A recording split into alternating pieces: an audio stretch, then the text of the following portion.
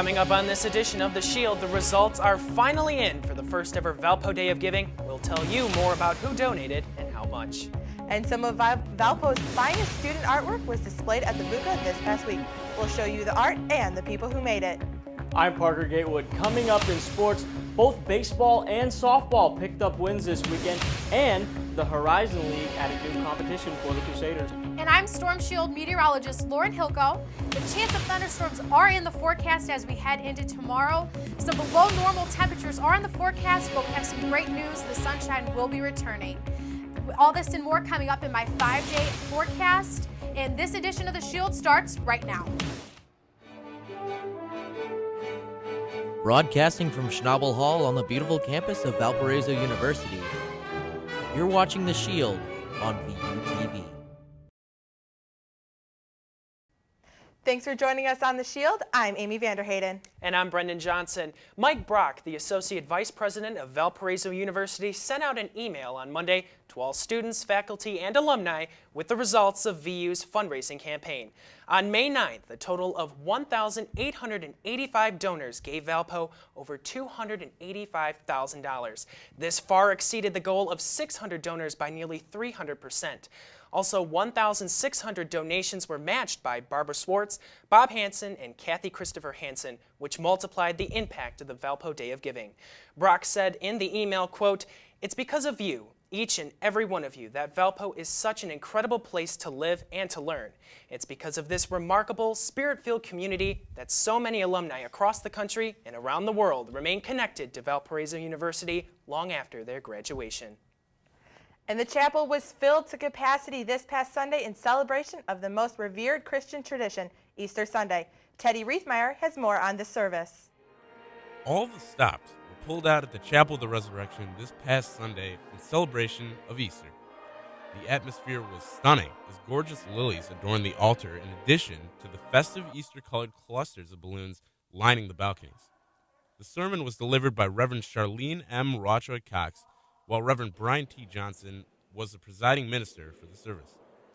As Easter is the center of the Christian year, the readings from the books of Acts and Matthew provided the central theme of the Christian message, appealing to not just Lutherans, but all Christians alike. The chapel is also filled with beautiful music graciously provided by the handbell and cantori choirs, as well as music from the university's chamber concert band. For VUTV, I'm Teddy Reithmeyer. And with the end of the school year right around the corner, the art department held the best student work from this school year in the Brower Museum. VUTV was there to speak with award winners and see the incredible art created by VU students. From sculptures and paintings to metalwork and photography, all different types of artwork were showcased this past week at the annual Valparaiso University Art Student Exhibition.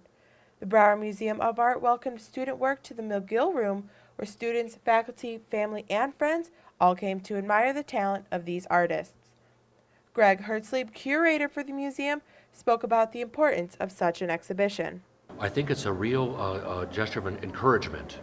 In other words, if they can display in the museum and see their work in a dramatic fashion, it'll inspire them to keep on creating. And maybe then we could have them in our permanent collection at some point. Awards were also handed out on the night to recognize the hard work of some very talented students. Senior art major Michelle Amrine, who won the Partners Award for her depiction of her boyfriend, talked about the inspiration behind her work. Just the hard work and dedication of my boyfriend, to be honest. And a lot of my inspiration came from Van Gogh, just with his the painting of his work boots and just like the potato eater paintings, just with the hard-working and grunginess of their look. So that's where I pulled a lot of my inspiration. But I was very inspired just by my boyfriend in general. That sounds kind of cheesy, but he's a really good, hard-working man that deserves to be acknowledged. With the museum surrounded by all different styles of art, we asked why it is so important to bring all student work together for this exhibition. It shows all the different types of art that is taught here at Valpo and the different talents and strong points of the students here, and the fact that they're all shown at the same point. Because I heard it described by one of the professors as the top hits of the past year. So I mean, that's really kind of cool to see it all pulled together, and a lot of them actually relate to each other, which is kind of cool. Up next, fears of World War II sentiments are only adding to tension in the crisis in Ukraine.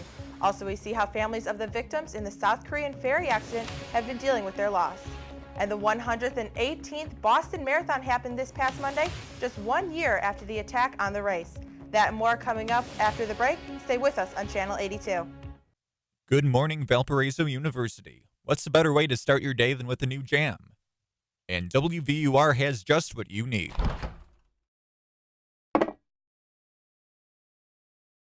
But if you close your eyes, does it almost feel like nothing changed at all? And if you close your eyes, does it...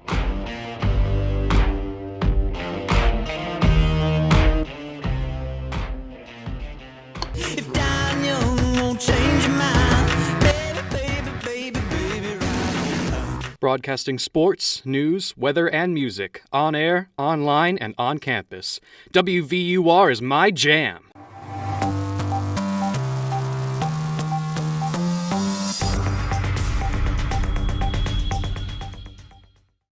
Welcome back to The Shield. Topping national headlines this week, the tension in Ukraine has been alarmingly high, and news out of one Ukrainian city has only added to the crisis.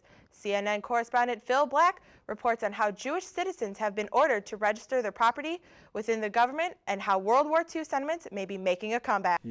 This letter has injected the fear of anti-Semitism into Ukraine's crisis.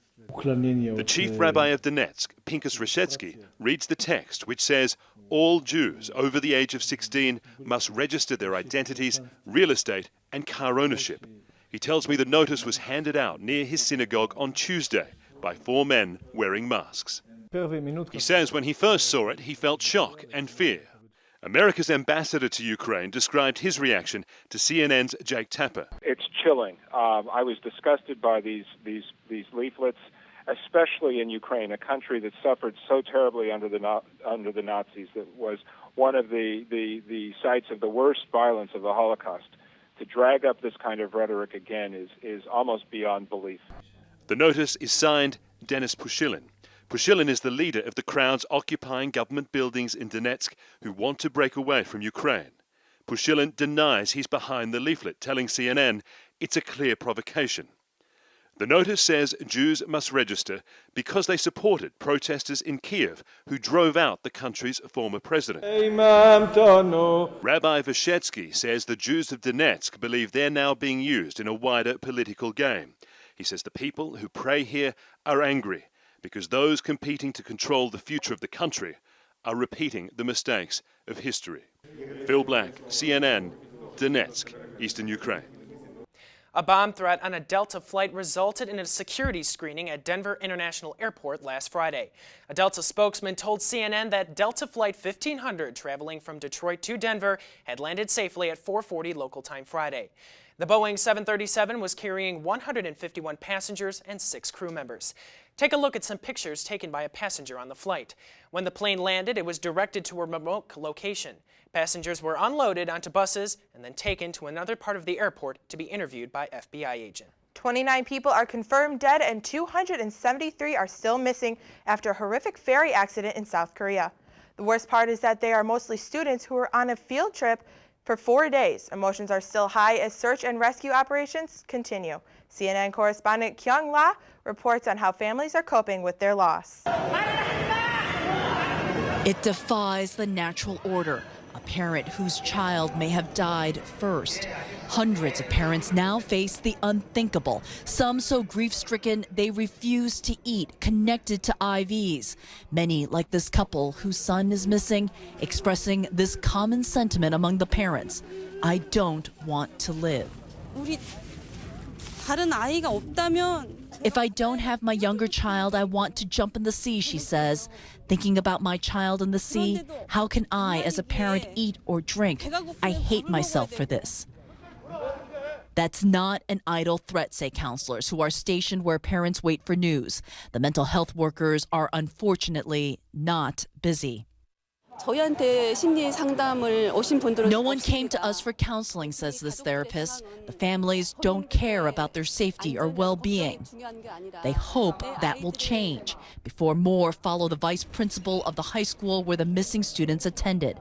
2 days after rescuers pulled Kang Min-gyu to safety, police say he hung himself in these hills, just outside this gym where parents wait. He left a note to the parents saying he suggested the student field trip, so it was all his fault. A horrific turn. But in South Korea, suicide is a real threat.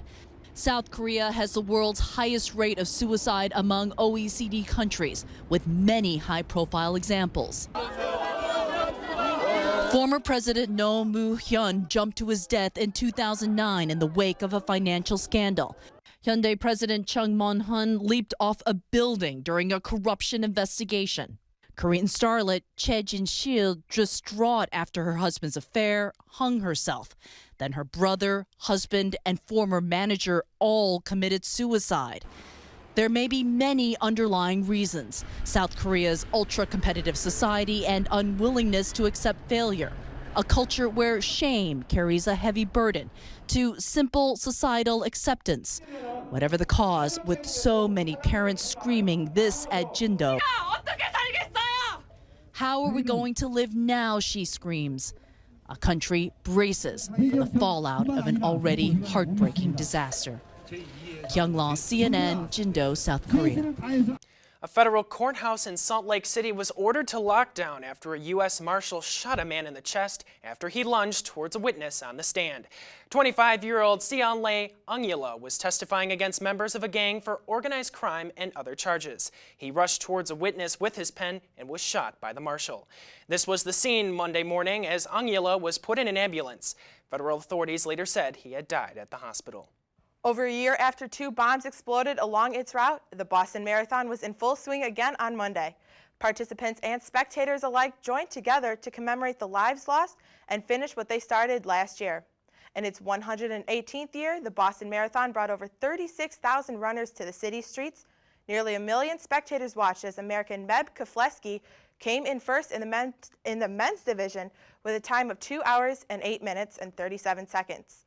33-year-old Rita Jeptu of Kenya took first place in the women's division with a time of 2 hours, 18 minutes, and 57 seconds. According to WCVB, Keflezighi was presented with a gold olive wreath by the mayor of Boston and dedicated his victory to the city of Boston and the United States and the world. Coming up after the break, Lauren Hilko is back with our full Valpo weather forecast, and Parker Gatewood is here for the latest in all Crusader athletics. Stay with us right here on Channel 82.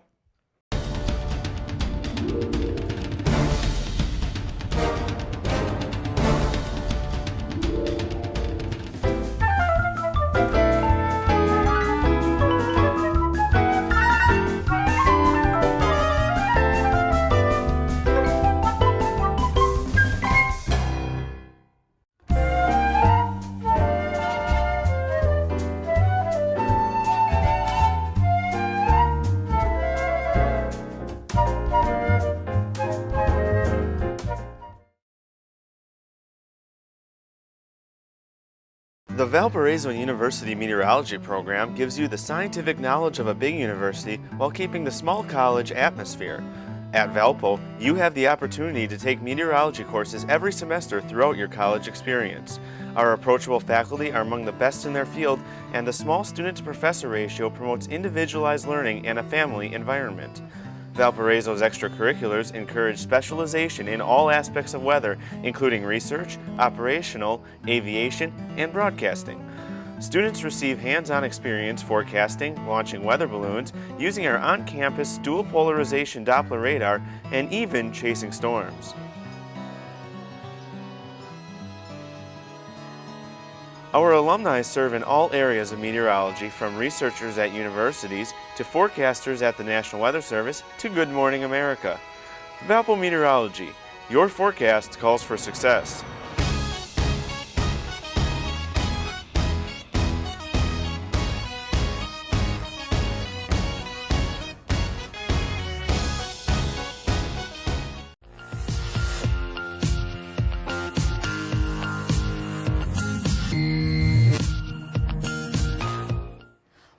back to the Shield. There is a chance of some thunderstorms in the forecast for tomorrow. We are expecting some below normal temperatures, but I have some great news in store. The chance for some sunshine is back in the forecast. Now, the temperatures are going to be fluctuating significantly. We're seeing temperatures right around 43 degrees at 6 a.m. Tomorrow, and we'll be seeing a high right around 65 degrees on Thursday at 6 p.m. And then again, the cooler air will be causing some cooler temperatures overnight, getting down to a low of 46 degrees. But great news in store for the day on Friday. Models are showing right around 70. I'm not quite sure if we're going to be getting down or up that high, but we are going to be seeing some temperatures in the mid to upper 60s. So something great to look forward to. Now, speaking of temperatures, normally our high for this time of year is right around 63 degrees, and we have a low of 41 degrees. Our forecasted high is 53, and again, our forecasted low is 42 degrees. So we're right around the average for the low, but we are still below normal for the forecasted high. We had a record temperature of 78 degrees. Wish we were back in 2008 because that must have been a very nice temperature to see. Looking at the forecast for tonight, we're going to be getting down to a low of 42 degrees. We can expect some mostly cloudy skies, maybe a chance of shower as we head into the evening. And tomorrow, again, as I said, the chance of thunderstorms is in store, so make sure you have a rain jacket or an umbrella with you because there is the chance of rain in the forecast, getting up to a high of 64 degrees. And what can we expect in the 5-day forecast? I said thunderstorms in the forecast on Thursday, and for the day on Friday, we are expecting some sunny conditions with a high of 63 degrees. On Saturday and Sunday, we are expecting the same conditions. We're going to be expecting some sunshine and temperatures in the lower 50s, and on Monday, the clouds will start to roll back in, but we are expecting a high of 50 degrees. So make sure you get out and enjoy the warm temperatures on Friday because, again, below normal temperatures, we just can't seem to break this pattern. We get warm one day, and then the next day, we're back into the mid-50s. So make sure and get out and enjoy that on Friday. Yeah, over the Easter break, we hit 70s, I think. I know. And it felt so good, and now we're losing spring again. Yeah, beautiful Easter. Most of the time, it seems like we've been seeing rain, maybe even some snow the last couple of years, but it was a beautiful day, definitely, for the day on Easter. Yeah, not even a cloud in the sky. It was absolutely perfect. Beautiful day. All right, and after the break, Parker Gatewood joins us in the studio for an update in Valpo Athletics.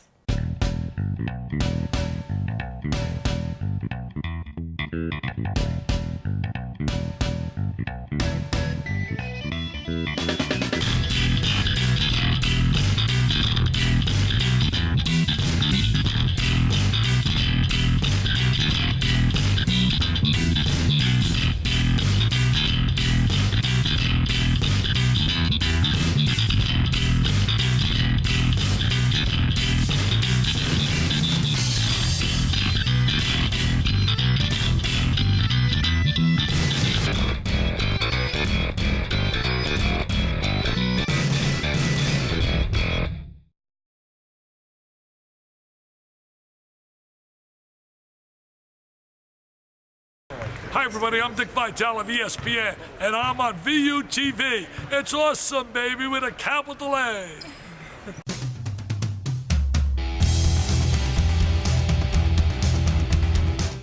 And welcome back to the Shield. Well, Brendan, we had such a beautiful weekend this weekend. It was a great day to just sit outside, maybe do some homework, or even catch a ball game.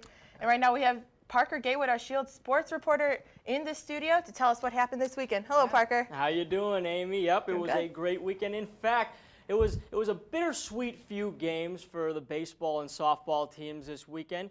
We saw softball take 2 out of 3 from Oakland, and baseball was trumped by Milwaukee, with the Crusaders only snagging 1 game in their 3-game series. Starting off with baseball, the Crusaders put together a sensational performance in Game 1 of their series with Milwaukee.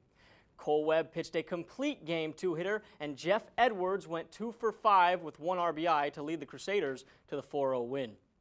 In Game 2, the tides had turned, and this time it was Milwaukee who pitched the shutout. Dalton Lindeen went 8 strong innings for the Crusaders, only giving up 3 runs, but it was not enough, as Milwaukee's Cole Peterson pitched a complete Game 1 hitter, and the Panthers cruised to the 3-0 victory.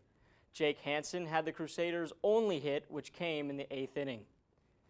And just as the first two games of the series were shutouts, so was Game 3. And Milwaukee with the upper hand in this one as well. The Panthers would waste no time getting on the board. They scored 4 runs in the first inning and would not look back from there. Once again, we saw dominant pitching as Justin Langley went 7 innings, and the Panthers would win the game by the final score of 5-0. Baseball will now enter a 10-game homestand, highlighted by a 3-game series against Milwaukee this upcoming Friday. Now for softball, the girls did a marvelous job throughout the series and started off on the right foot with the win in Game 1. The Crusaders headed into the bottom of the 6th with a slim 4-3 lead over Oakland, but compiled 7 runs together and applied the mercy rule to win the game 11-3. Taylor Weisenhofer pitched all 6 innings and picked up her 11th win of the season in the process. And after the offensive explosion in Game 1, the Crusaders would not have quite as easy of a time scoring in Game 2. The score stood at 2-1 in favor of the Crusaders going into the bottom of the 7th, and Sierra Pico had allowed the first batter of that inning to reach base. Well, Coach Stevens decided once again it was time for Taylor Weisenhofer to close things out. And with the bases loaded and 2 outs, Weisenhofer struck out Morgan Muron to capture the 2-1 win for the Crusaders. And in Game 3, the Crusaders and Grizzlies were deadlocked at 2 heading into the 8th inning. And in the top of the 8th, Brittany Pryor hit a 2-run bomb to give the Grizzlies the lead. The Crusaders would have one more chance, but it would be to no avail, as they lost the final game of the series 4-2.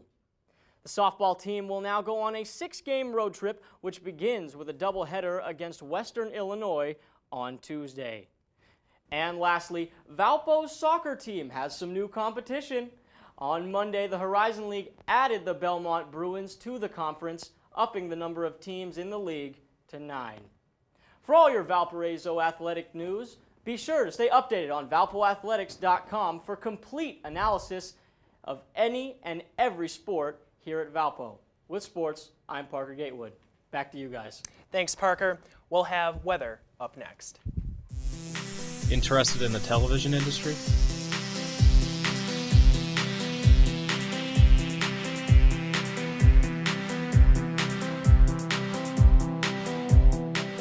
Stop by our office in Schnabel Hall and join VUTV today.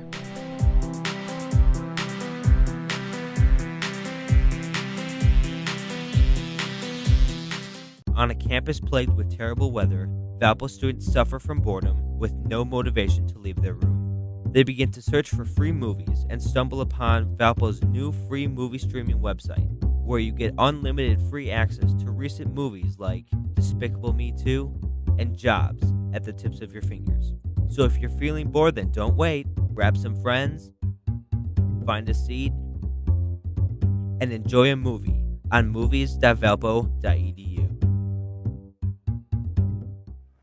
Welcome back to The Shield, and with a final look at your Valpo weather forecast, Storm Shield meteorologist Lauren Hilko joins us here in the studio. And Lauren, we had some really warm temperatures on Easter and even Monday, and we all want to know, is it coming back? I hate to say it, but no. We have some below normal temperatures that are going to be heading back into the area. Get out Friday while you can. The sunshine will be around the area. 63 for the high, but as we head into Saturday and Sunday, it's going to be a little more mild. Sunshine still in the forecast, sitting right in the 50s. And again for Monday, the clouds will be rolling back in, sitting right at 50 degrees. As I said before, we cannot break this pattern. We are so below normal, and we have been. And so wish we could be back in 2008 when we set that 78-degree high, but it's not looking like we're going to be hitting that again anytime soon until probably next week. Yeah, and the effects of the lakefront. I was at a Cubs game last Friday, very chilly up near the lakefront at Wrigley Field.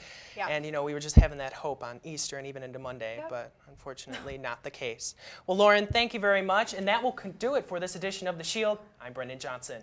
And I'm Aimee Heyden. To get on-demand VUTV coverage, log on to youtube.com/ValpoVUTV or like us on Facebook and follow us on Twitter at ValpoVUTV. For Parker Gatewood and Lauren Hilko and all of us here at VUTV, have a great rest of the week, Valpo.